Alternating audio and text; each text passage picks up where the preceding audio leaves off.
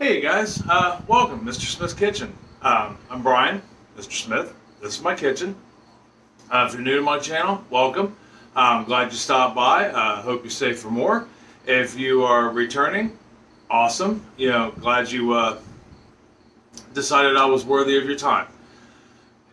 Today, we're going to bake a cake. It's going to be a great cake, and I think you will thoroughly enjoy this cake. It is a carrot cake with a lovely cream cheese frosting. And I think it's going to be amazing. It's not a horribly difficult cake. It doesn't have just a metric ton of ingredients, but it does have a few. If you are new to my channel, we do a variety of things around here. On Tuesdays, our standard is on Tuesdays we talk about current events, social issues, anything that's going on in the world, or how to be a good neighbor, friend, how to be a good community, somebody that's good in your community and active. Wednesdays we usually cook dinner. Thursdays we usually bake cakes. Now that it's canning season, we'll be tossing in some canning videos here and there. We do a lot of food preservation here in our house. You guys will get to see my wife on occasion help me here in the kitchen. My two daughters are always coming through. My youngest, Abby, who's in quite a few of my videos, and Sarah, who you'll occasionally see passing by. We have two other children. They're adults. Taylor and Brian, they're out doing the adult thing. They're adulting, as I've been told that's what they do now. And have a good time. We also throw in some gardening and, a little bit of everything. On a quick note, my channel is more of a social experiment for me that I'll never get to see the end of. They say that within 2 generations, you're usually forgotten, and I want to see if I can continue me through YouTube for more than 2 generations. And by doing that, I want to show what I know, what I learned, and hopefully pass that on not only to my family, but to you guys as well. I hope we all learn something new. While I'm thinking about it, don't forget to subscribe. Hit the notification bell if you'd like. That way you know when my videos come out. That would be awesome. You can always give me thumbs up, thumbs down. I'm not horribly pressed about that. And because I'm not here, I'm not trying to make money or, be #1 in the country on YouTube. Love comments if you like to leave them.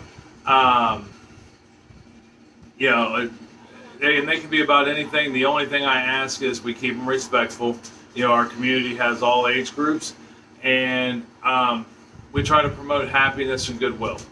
So, and I try to promote happiness and goodwill through keeping you informed.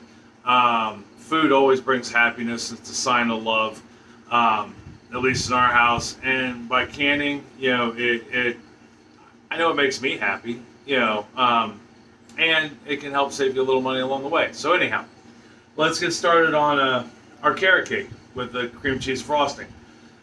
This is not a labor-intensive cake by any means, but it does take a little bit of time in some of the processes, like letting it cool before you make the frosting and things like that. So anyhow, let's start with an ingredients list. What do you say?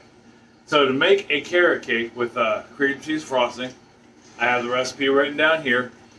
Almost all our recipes we try together for the first time, if you're new and you don't know. I write them down in my notebook. If we like it, we keep it in the notebook. If we don't like it, we rip the paper out and move on with the day. So if the recipe is horrible, we're going to find out together. All right, so our ingredients list. First thing you will need, let me move you down a little bit so you can see what's in the bowls, because not all of them are in glass. Move you down here a little bit, about there's good. All right. First thing you will need, 4 eggs, room temperature. Still can't see all 4 eggs, but they're in there. You want those at room temperature. Eggs, butter, anything that's dairy pretty much. You want your ingredients at room temperature all the way around.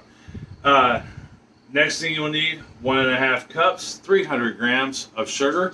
That is just regular old plain white sugar.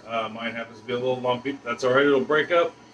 Next thing you need, these are wet ingredients first, by the way, is 2 teaspoons, 8 grams of vanilla extract. You try to use pure vanilla extract. You will need 1 cup, 215 grams or milliliters. It's the same thing. Milliliters converts to grams evenly. 215 grams or 1 cup of vegetable oil. You will need 1 8-ounce can of pineapple.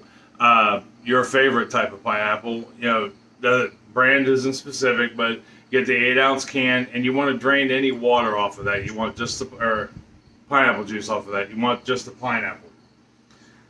For dry ingredients, you will need the following. 2 cups, 260 grams of all-purpose flour. You know, that's just plain old flour, not cake flour, not bread flour, not any of that, just regular old all-purpose flour. You will need 1 teaspoon, 4 grams of baking soda. Okay. You will need 1.5 teaspoons or 6 grams of baking powder. You will need 1/2 teaspoon, 2 grams of salt. Now we use a kosher salt. It's a fine grained kosher salt. You can also use table salt. Yeah, whatever salt you have available is what you want to use. And then you will need 1.5 teaspoons or 2 grams of cinnamon. All right, and then the 2 most important things. Well, the most important thing is 2.5 cups of shredded carrot, or 360 grams, and then you will need 1/2 cup or 100 grams of walnuts. Now, as far as the walnuts go, I prefer to toast the walnuts in the oven. It brings out, what it does is the heat pulls the oils out of the walnuts and gives it a more robust flavor. It doesn't change the flavor profile, but it makes the walnuts more flavorful. You don't have to do that. You can just use regular old chopped walnuts, non-toasted. But I highly recommend it. You toast them. To toast them, you put them in the oven at 350 degrees for about 4 to 6 minutes. You'll start to smell them. As soon as you start to smell them, take them out of the oven. Speaking of 350 degrees, first step in this process, turn your oven on. You just heard it beep, 350 degrees. That way it starts cycling and warming up, and you got a nice 350 degree oven. Tools you will need: I am going to use a stand mixer with paddle attachment. If you don't have one of those, you can use a hand mixer. Stand mixers are expensive, especially if you're just starting out in baking and you're not sure it's something you're going to like or want to do. But go buy you a hand mixer. You use a hand mixer for a million things. They're $40-50 on up. And that's a good starting point, especially if you're young and you're just starting to get your kitchen started. Which I think next Tuesday we're going to talk about different kitchen equipment is going to be our topic for talking. But I'm going to use the stand mixer today with the paddle attachment. All the same. Other couple things you will need: a mixing bowl so we can mix our dry ingredients, a spatula, and a whisk. That's it. So you will at least need something to mix with, a whisk, and a spatula. So let me get my camera moved. I'm trying a couple different angles on my videos to get it better for you to be able to see what I'm doing. So let me get my camera moved, and we'll start making a carrot cake. All right, see you here in a second. Okay, so I got this moved. Now, first thing you want to do before we start mixing any ingredients, you're going to need 2 9-inch cake pans.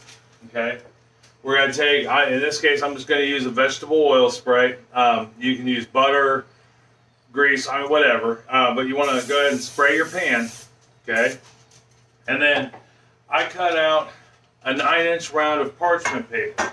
Okay, now I'm going to stick that on the bottom of it, just like such. Get it nice and coated on the bottom. And then I'm going to take it and I'm going to flip it over. what that does is doubly ensures our cake does not stick to the pie pan. And we'll go ahead and do the second one. You know, people say, or have mentioned that in passing, that my videos are kind of long. And they are. Sometimes I get long-winded. But most of the time, especially with cooking and baking, I want you guys to be successful. And I feel the only way to be successful is for me to take my time showing you guys how to make it proper, you know, and not miss any steps or shortcut it. I mean, not that you can't learn how to make a dish in 2.5 minutes on a 2.5-minute video, but, you know, if you're new to cooking or baking, to be able to do it right, step by step, take your time with it, is important. Okay, so we got our pans out of the way. Our oven is preheated to 350 degrees. So the next thing we're going to do is grab our mixer. We're going to do our wet ingredients first, okay? Now, my mixer's not plugged in yet. Why is it not plugged in, you ask? I'm glad you asked. Because I don't plug any of my equipment or tools in until the very last minute. We have small children still in the house, you know, and we're like the kids' house for the neighborhood. So I've always got kids running around here after school and on the weekends. And I don't want anybody coming by and turning something on and hurting themselves or hurting us, or if we've got dry ingredients in here and they flip that sucker on high, we got dry ingredients going all over the place. It's just a recipe for disaster. So, at least in my house, and I think it's a good practice all the way around, if you're not using it, keep it unplugged until you do. Anyhow, that's my little public service announcement. So the first thing we're going to do is we're going to take our 4 eggs, these are large eggs, room temperature, and we're going to put them in here. Okay, we're going to put them in our bowl. And then we're just going to mix these up. We're going to scramble them real quick. And it didn't take long.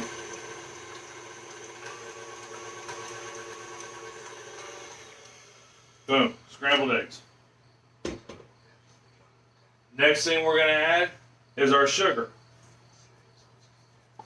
Now, we're going to beat this on, we're going to start out on low just to get things incorporated. And then we're going to beat it on medium, medium, high. I'm sorry, I'm supposed to add my vanilla at this step too. So you're adding your sugar and your vanilla at this step. We're going to start out on low till we get this thing, get these ingredients incorporated, and then we're going to kick it up to medium, medium, high for about 3 to 5 minutes. You know, what we're looking for, and I'll show you when we come back, is it's going to be thick, it's going to be light in color, and creamy. Okay, so let me go and get that started on low, and when we come back, I'll show you what it looks like.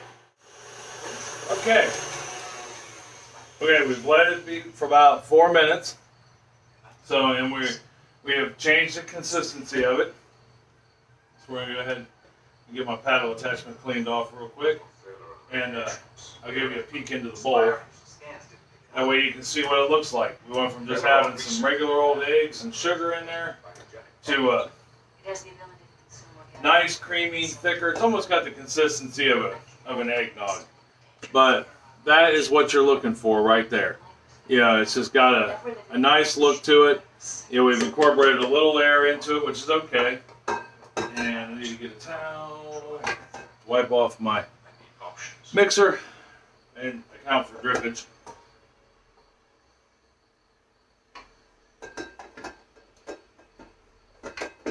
Get that back on there like such. Get our spatula out of there now.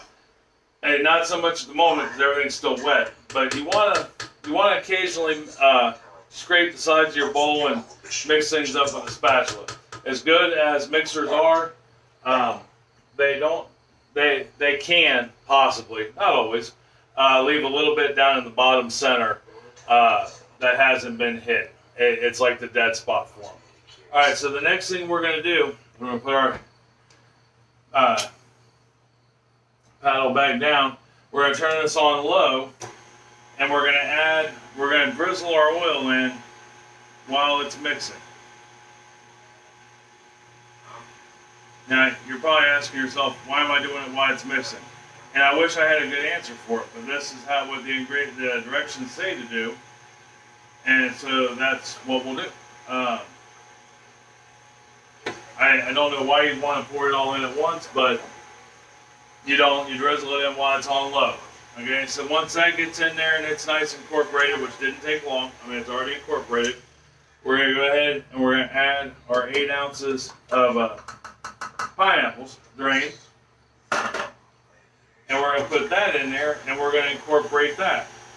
Okay, well, that's incorporated. After that's incorporated, we are going to go ahead and get our dry ingredients together.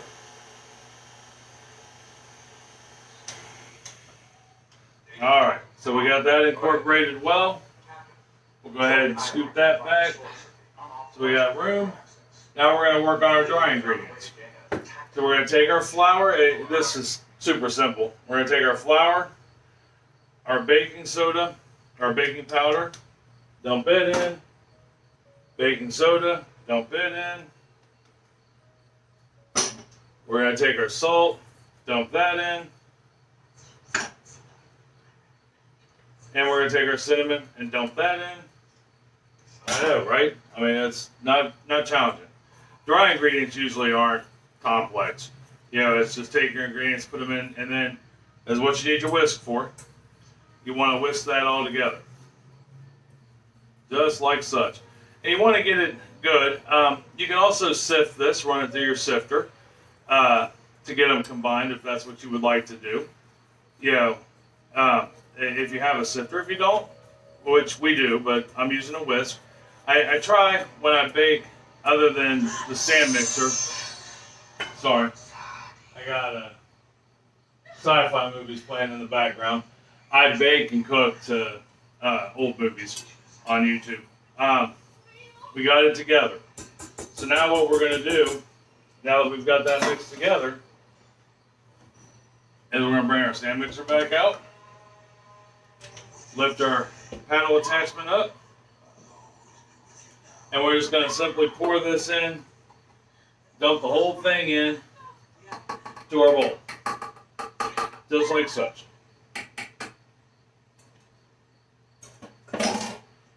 Then we're going to start this on low, okay, because when you put flour into a mix, yeah, it has a tendency to sit on top. You put this on, turn this on high or even anything higher than low in the beginning, you will get a face full of dry ingredients. So let's go ahead and I'll get that started mixing.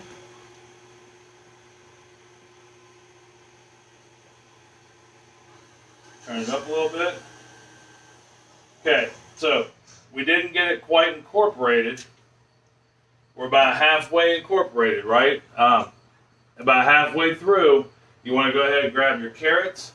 Now, as far as the carrots go, I just used whole carrots. I peeled them, cut the ends off of them, and then I ran them through my box shredder. If you don't have a box shredder, you have no desire to own a shredder, which you can use for cheese, you can use for anything you want to grate, basically, or box grater, I'm sorry.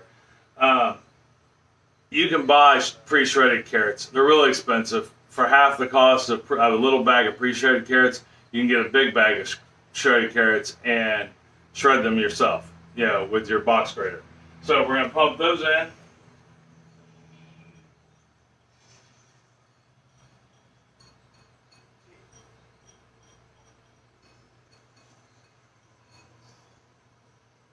And we're going to grab our walnuts that are finely chopped, put those in, and then we're going to finish combining everything, okay? Alright, well while that's combining, I'm going to go ahead and get us set up to put these into the pans. Alright, I'll be right back. Okay, we got everything combined. I got the mixer out of the way. Last thing we want to do is just give our bowl a good scrape. Make sure all our ingredients are well incorporated, combined, mixed thoroughly. And this is what your cake batter should look like right there. It's got a nice orange color that will turn a nice golden brown, which will be awesome. Okay, so the next thing we need to do is, and this is where I know I didn't mention it in the tools you will need, although I should have, is a scale. Okay, now scales are important, especially in baking. You want to be as precise as possible. A little deviation when it comes to cakes can change the whole profile of the cake. When it comes to cookies, you want consistency. You know, and that's important, is consistency. So scales, I'm not going to say you absolutely have to have one, but they do come in handy. So what we're going to do now is we're going to take our batter and we're going to divide it into these two pie pans. Now, make sure you zero out your scale if you have it, and then we're just going to kind of run with it. You know, we'll pour half the batter in here.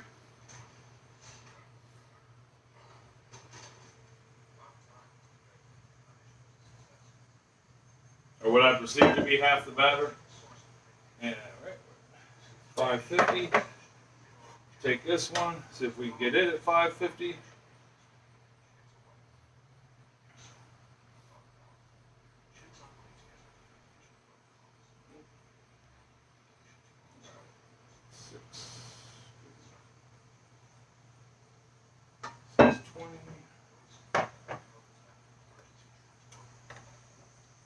Back on there. A little more in you.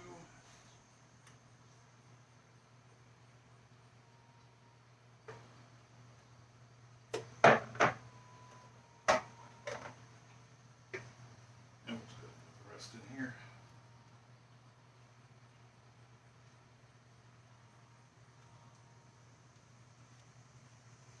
I have a professional scale that I picked up. I got to find a cord for it. As soon as I find a cord for it, we'll start using that. This thing is a massive beast, and will easily take care of any weighing needs that I have. All right, so we got our pies weighed out, and they're nice and level, even though my counter isn't. Get this set aside. Grab a paper towel and wipe off the counter real quick. It's looking a little messy.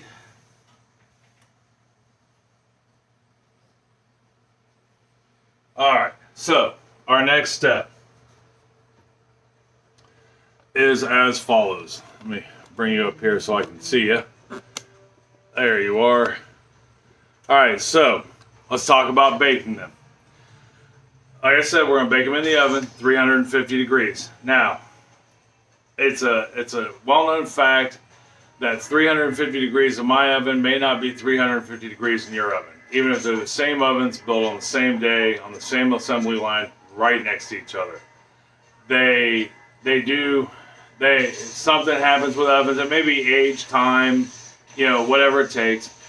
But they don't always bake the same. So I'm going to say we're going to put them in the oven. We're going to bake them for, I think it's 25 to 30 minutes. Yep, 25 to 30 minutes. Halfway through the baking process, so like at 12 minutes or 15 minutes, depending on how long you're baking, you decide to bake these for to start with, we're going to take our pans and we're going to rotate them 180 degrees. So we're literally going to take the pan that's in the oven halfway through the baking process and turn it completely around. What that does is it promotes even baking. Okay, ovens can have hot spots where one part might bake a little warmer than the other, or heat it be a little hotter than another part. So to help keep things even, you want to rotate them about halfway through baking. All right, well, I'm going to get these in the oven, and when we come back, we'll take a look at them and talk about the next steps. All right, see you in a sec. Okay, so we let them bake for 25 minutes, in my oven's case. Like I said, I'm going to turn my oven off. So what we're going to do now is we got to let these cool a little bit. You know, now to check for doneness, there were a couple of things I didn't mention prior to, but this will apply now. The first one was when you put them in the oven, see how I've got a separation between these? That's warm. You want to do the same thing when you put them in the oven. That way the air circulates around them and they bake. All right, and I remembered at 12 minutes and 30 seconds. Actually, I can get the seconds on that. I rotated them 180 degrees. So there's a couple things you want to look for. You can do the toothpick test. Toothpick. Okay, you can just stick it down in the center, and if you pull it out, it should come out clean, not wet. You know, no crumbs, no batter on it at all. Okay, and then do the same thing with the other one. Once again, clean, no crumbs, no batter. Now, if there's a few crumbs on there, that's okay, because they're still baking. You know, it doesn't come out of the oven and automatically go from 350 degrees to, in this case, room temperature of 73 degrees, like that. It takes time to cool. Another way you can test it is put your hand on it. It's still really warm. It should be spongy. It should, bounce back. If it doesn't bounce back or it's the least bit jiggly, it's not done yet. But those are the two methods I've always used in baking cakes. And I've been baking cakes for a little while now, at least 2 years. And cakes, pies, cookies, I like baking everything. Baking is an absolute blast. And if you have fun with it, and it's something you have a passion for, it really does shine through in whatever it is you're baking or cooking. I cook and bake everything with love, and that shines through. I think it adds to the flavor. I know that sounds ridiculous, but I think it's true. So we're going to let these cool for about 10-15 minutes, and when I come back, we'll go ahead and get them out of the pan and talk about the next step, which is kind of a long step that involves you doing nothing. All right, I'll see you here in just 1 millisecond. All right, so we let them cool for about 10-15 minutes. I'd probably close it at 15. I already got one out, but I want to show you how to do this. It's really easy. Okay, so our cakes, see how it's got that gap there? That means it's pulled off the sides. Yeah, so chances are good we're clean there. Now, you can use a knife, plastic knife. I have an offset spatula, or if you just have a little icing spatula, that works too. But you want to get down on the sides there and just run it along just to make sure. Double check, okay? And we're good. We're clean. So go ahead and put that in the sink. And then if you have a round rack or a small rack that you can do this with, great. I don't, so I'm going to just use a plate. But what I'm going to do is I'm going to stick this plate on top like such, and we're going to invert it over. And voila, it has come out. So, and that's what we're looking for. That's why we put the parchment paper on there. So then all we have to do is pull the parchment paper off, and we got a beautiful cake bottom. If you guys see that, that's absolutely gorgeous. And then we're just going to flip it back over onto the rack. Now, here's where the patience part comes in. Let me bring you up here so I can see your smiling face. 1 second. All right, there you are. Fantastic. Okay, so we have to let these two cakes completely cool. I mean, they have got to be completely room temperature. So what I'm going to do is I'm going to let those cool, and while they're cooling, while we've hit this step, what you need to do next in order to make the icing, if you're going to put this cream cheese icing on it, is simply get out some butter and some cream cheese. It's 7 tablespoons of butter. And it's 100 grams, but 7 tablespoons. If you get a stick of butter, it shows you the tablespoons on the wrapper. You want 7 of those, and you want 12 ounces or a package and a half of cream cheese of your choice. The butter, I highly recommend unsalted butter. And the cream cheese, you want full fat, full flavor. Just the regular old cream cheese, not the light, not the ultra light, not made with skim. You want full fat cream cheese. Get those out now because you want them both at room temperature. You want them both really soft. So if you let that sit for an hour and these sit for an hour, they'll be room temperature. All right, so when we come back, we'll set those down. When we come back, we will make the icing and then ice this cake and have a slice. We'll try some carrot cake. All right, see you in a second. We let the cakes completely cool. They're over there. So now it's time to make the icing. So that way we can get this bad boy iced and try a piece. So the ingredients list is as follows, as I just said a minute ago. You want your 7 tablespoons, which is 100 grams of butter, and you want that room temperature. And then you're going to want your 12 ounces or 1.5 blocks of cream cheese. To that, we're going to need 1 teaspoon, 4 grams of vanilla, pure vanilla. And that's just for flavor. You can actually put whatever kind of extract you may want flavored in it. Almond, lemon, orange, whatever, root beer. You know, I don't know how good root beer would go with carrot cake, but yeah, you can't really taste the carrots in a carrot cake. But I mean, it's just for flavoring at any rate. You want 1 teaspoon of lemon juice, which oddly enough is also 4 grams.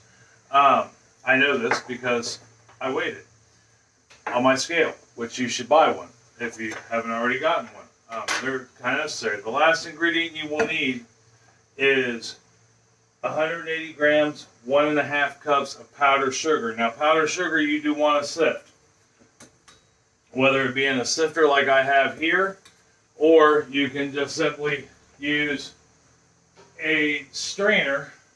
And by a strainer, I mean like this, fine mesh if preferred. Yeah, you can pick strainers up, whether it be like this one or just, they look like bowls only netted. For a couple bucks at pretty much anywhere. And those work also, and they multitask. A sifter really is just, it has one sole purpose, and that's sifting. Where, your strainers you can use for several things. We're going to go ahead and get this strained out real quick, because that's the first thing we want to do. That way we can get it out of the way. So you have to sift powdered sugar, because it doesn't matter how fresh your powdered sugar is, it has lumps in it. It just kind of comes with the powdered sugar territory, which is okay. I mean, it is what it is. At least a little bit of humidity and you get lumps in your powdered sugar. That's just back to life. All right, so we got that. Got our powdered sugar sifted through. We're in good shape there. Get that sifter in the sink so we can wash it here in a little bit. All right, so we got that set aside. All right, so to make our cream cheese icing, we're going to need stand mixer, or you can use a hand mixer. This recipe is definitely, I don't know if you could probably do it by hand, but man, that'd be a lot of work. All right, so the first thing we're going to do is we're going to put our 7 tablespoons of butter in there, or softened butter in there. Get it all in there good. There we go. And we're going to cream this real quick. It's soft. I mean, it's really soft. I've actually had this butter sitting out most of the morning.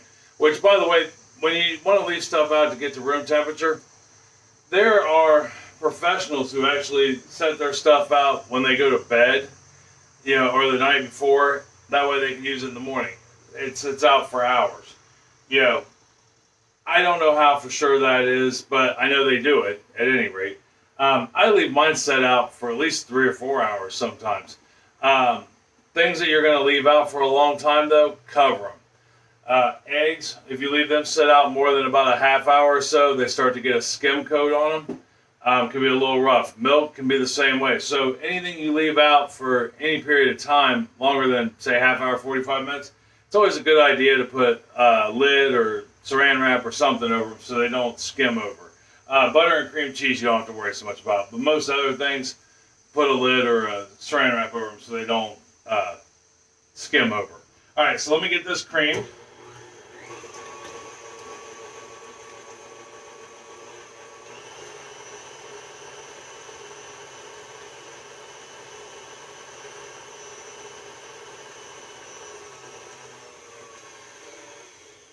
All right, it was that easy. I mean, it's because the butter is that soft. Next thing we're going to do is we're going to add our powdered sugar and vanilla. So we'll go ahead and get our powdered sugar in there.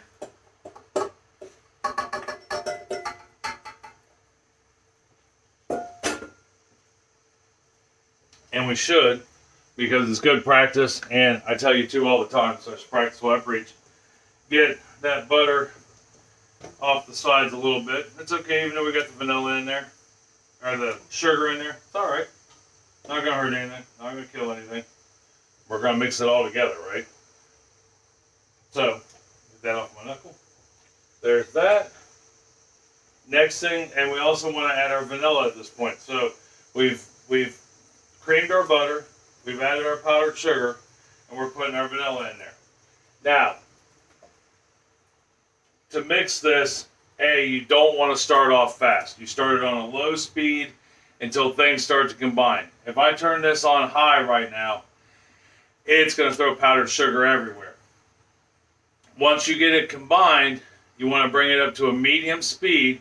So if you are using a KitchenAid mixer per se, it'd be about 4 to 6 on your numbers. And we're going to let this run for 2 to 3 minutes, which will make it nice and fluffy. Okay? That's what we're looking for. And then we'll move on to the next 2 steps. So let me go ahead and start getting this mixed up, and I will see you here in just 1 second. Alright, so we let this mix for a couple minutes. I'm going to show you what we got here. We went from having powdered sugar and butter to a nice cream, but we're still not done yet. Obviously, we haven't put the cream cheese in it yet. You can't have cream cheese icing without cream cheese. But the next thing we want to do is we're going to take our 2 teaspoons, 8 grams or 4 grams of lemon juice. Let's try that again. See, that was a blooper in the making. 1 teaspoon, 4 grams of lemon juice, and let's get that incorporated real quick.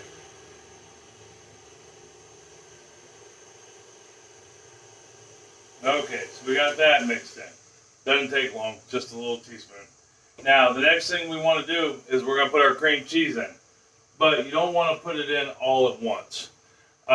Reason for that is cream cheese, even though it's room temperature and it's softened, can still at times struggle to break up, and you don't want chunks of cream cheese in the icing. I mean, well, you may, but I wouldn't think so.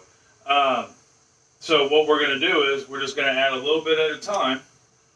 Okay, we're just going to add chunks of it a little bit at a time and let it get in there so that way it incorporates and breaks down like it should. Like I said, you don't want to dump it all in there and then you go to spread it on the cake and you got a big chunk of cream cheese. So I'm gonna go ahead, get these cut up, and I'll cut them up and incorporate it a little bit at a time. And when we get back, we can take a look at the icing and go ahead and ice the cake. All right? See you in a minute. Okay, so we got it mixed up. Got the chunks. I put the cream cheese in there a little bit of time, but there's our frosting, nice and smooth and creamy and ready to go. So all we have to do now is ice our cake and eat it. Let me get the icing off of here because we don't want to waste any of that. Hands down.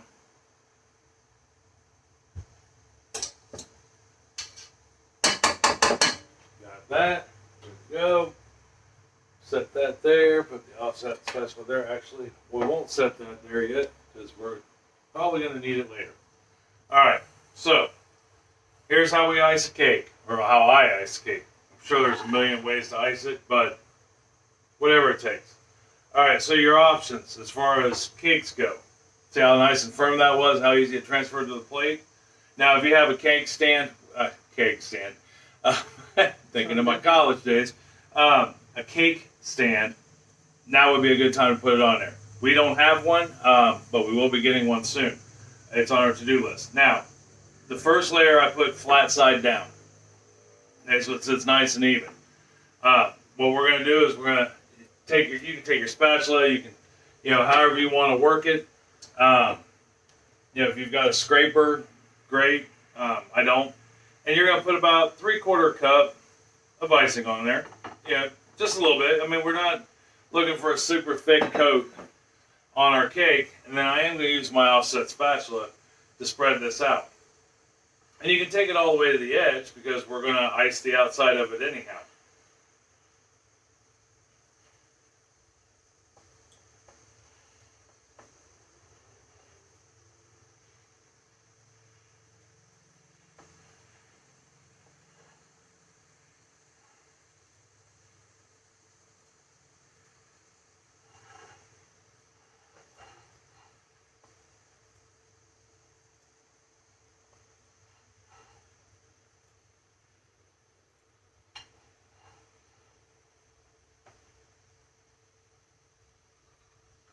Get a little more on there. Not quite enough for my liking.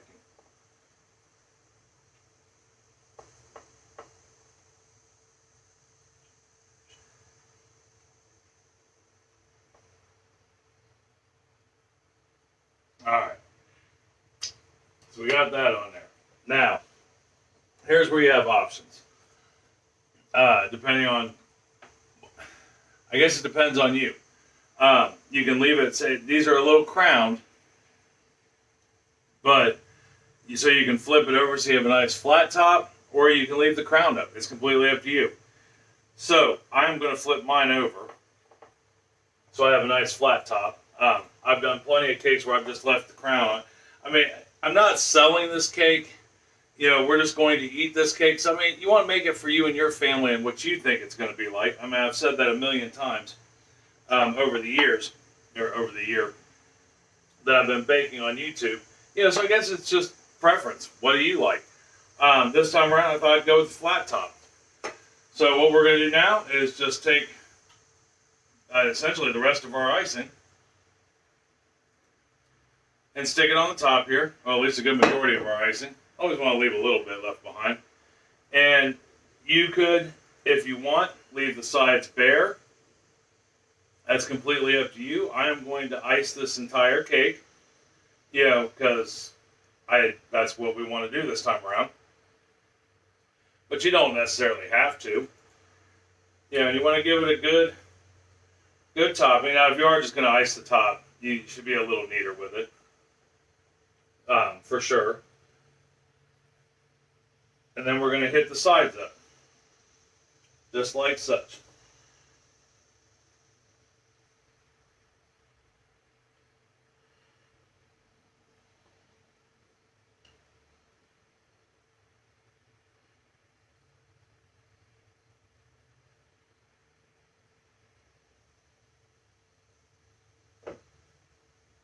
You want your coats to be even, you know, even if you have 8 inches of icing on the top, you want it to be even.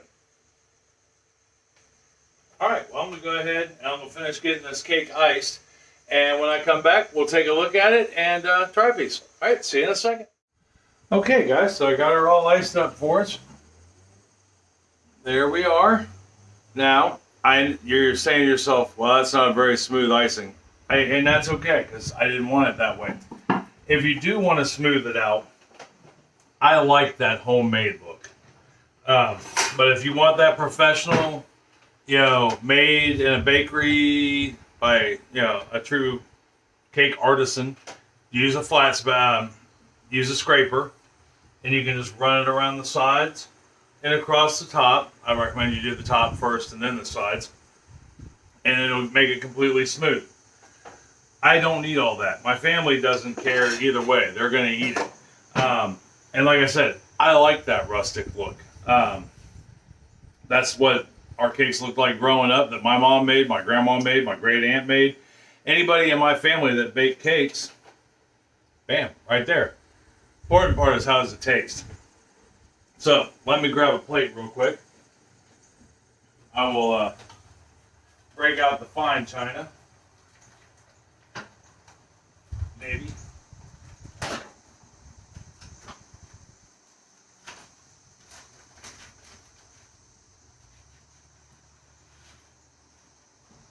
Sorry that took so long. We keep our fine china stored in plastic until use. So we needed I needed to open it up to get it out. And we'll get us a knife out. And we'll cut us a piece.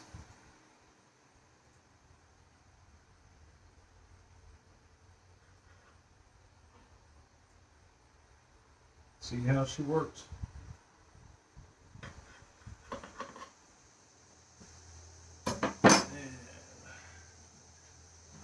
Get a apparatus here to remove the piece of cake.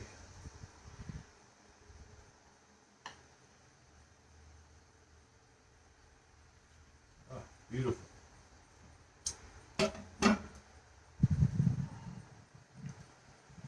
There is what the inside of our cake looks like.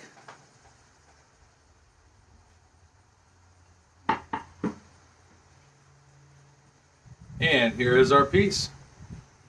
I think it turns out, it looks beautiful. You know, if it looks good and it smells good, chances are good that you're 2/3 of the way there. We just have to find out how it tastes. So, let me get you back up here. Wow. It's still looking amazing. I'm so impressed. Yeah. I can't believe you guys even want to come and hang out with me. All right, let's give it a shot.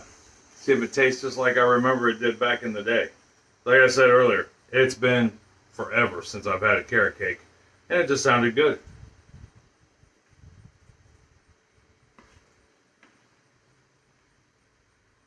Yep, that is so super moist.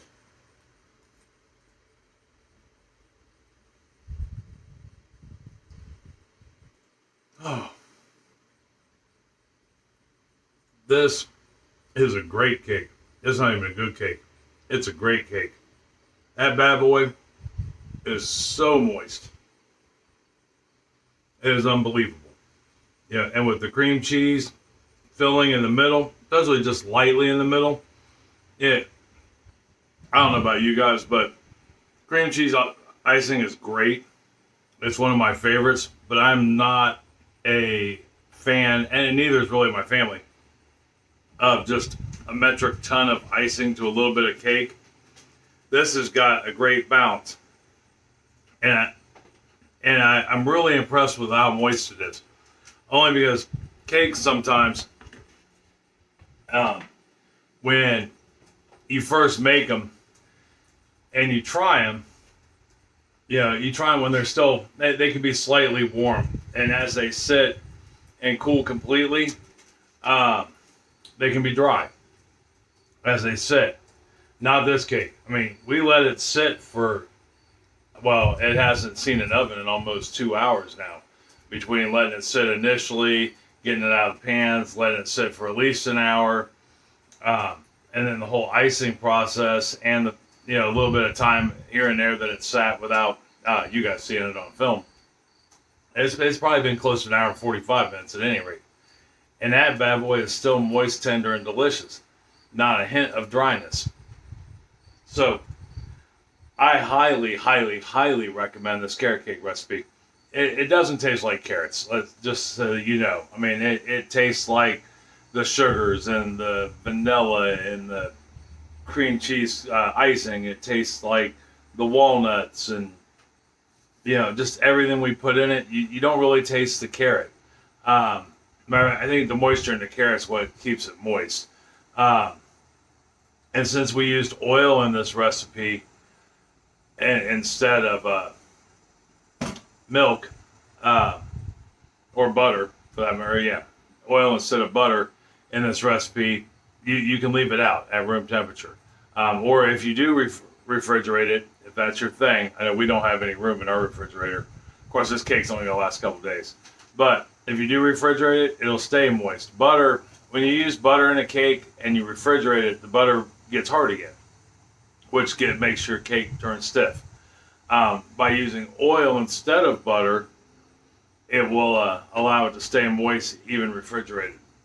So, that being said, I'm going to go finish my piece of cake, and then I'm going to go do some water changes, and then I got to finish up some canning. Me and Chris we've been canning. You'll see the fruits of our labor in our next video. So we do have a 4th video coming out this week. Again, it'll hopefully be out tomorrow, Friday, if not Saturday for sure. And We actually can 3 things, and it's we'll show you how to can all 3 things. We are showing you how to can all 3 things in the video. But if you can't follow along, I apologize. But let me know, and it was how we spent our Wednesday. Basically, other than making the dinner that you guys hopefully watched last night with the chicken tacos, that was the reason why it was a quick, easy meal, was because we had been canning all day, and then 2 of the things, the tomato sauce and the bread and butter pickles, are you have to let it sit overnight. So we'll be finishing that up today. So anyhow, got a lot to do and a short time to get it done in. I love you guys. I love you very much. Try this recipe. Let me know. Leave me a comment down below. If you liked it, let me know. If you didn't like it, like, Brian, that was a horrible cake, let me know. It's okay. I mean, I like conversations. I would like to at least know you tried it, and let me know what you didn't like about it. Maybe it was something I did wrong. Maybe it was something that you didn't get quite right. But we can work on it together. That's what we're here for, is to work together, right? We're a community. We're a team. And we'll take it from there. All right. Like I said, I love you, and I love you very, very much. Tell somebody else you love them, and you love them very, very much. It's going to make their day a whole lot better. It'll make them smile, and that's important. And it'll make you feel good telling people that. All right. I will see you in the canning video, and then next week, other than talking about some kitchen stuff on Tuesday, I don't know what we're going to do for dinner yet or dessert, but we'll figure it out when we get there. All right. Talk to you later.